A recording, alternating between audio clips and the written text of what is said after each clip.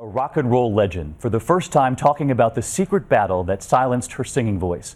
Linda Ronstad's memoir, Simple Dreams, takes us on an extraordinary ride through her mega-hit career, through the glory days of rock.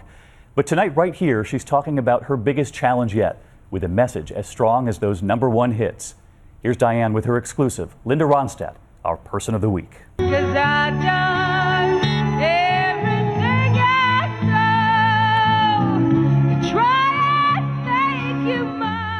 That singular voice filled with so much power, so much yearning. And she was most golden in the golden age of rock.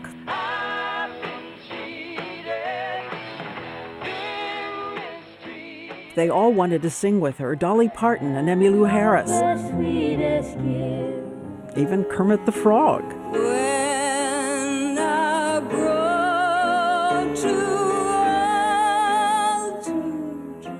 She had a way of making everybody their best. After all, her backup band became the Eagles.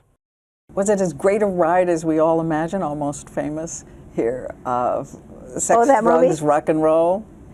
Well, my life wasn't, I'm kind of, got to send me a Valentine, take me out to dinner kind of girl. Like these girls doing hookups now. I feel like my own Victorian grandmother, and I did have a Victorian grandmother, but I mean, hookups? Come on.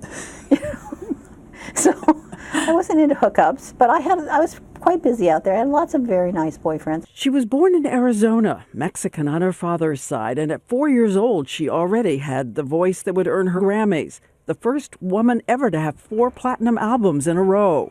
But she says about a decade ago, she felt something was going wrong. Instead of the joy, the strain. And I knew it was mechanical and it was muscular. It takes a tremendous amount of muscular coordination to make your vocal cords vibrate a certain way. And then at some point I couldn't even make the notes. I'd aim for a C and I'd hit a G or something. It was like my elevator would go to the wrong floor all the time.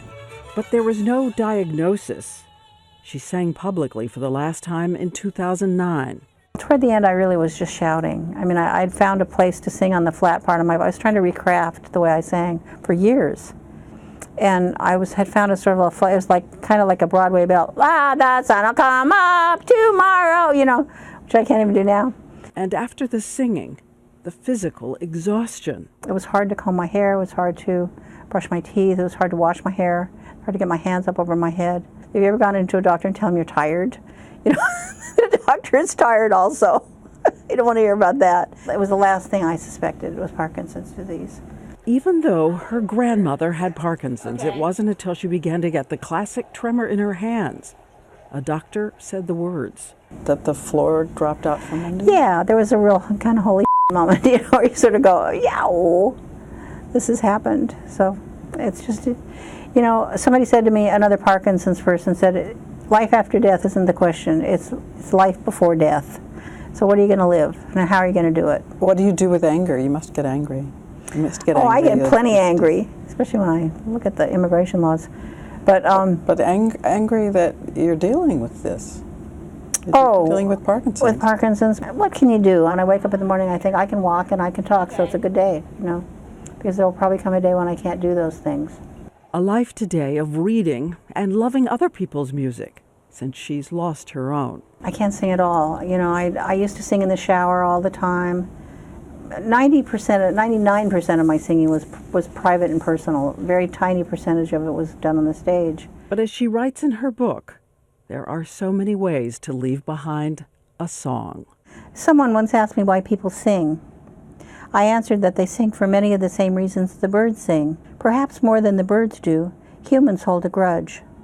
They sing to complain about how grievously they have been wronged and how to avoid it in the future. They sing so the subsequent generations won't forget what the current generation endured or dreamed or delighted in. And so we choose Linda Ronstad, bravely sharing her struggle with us.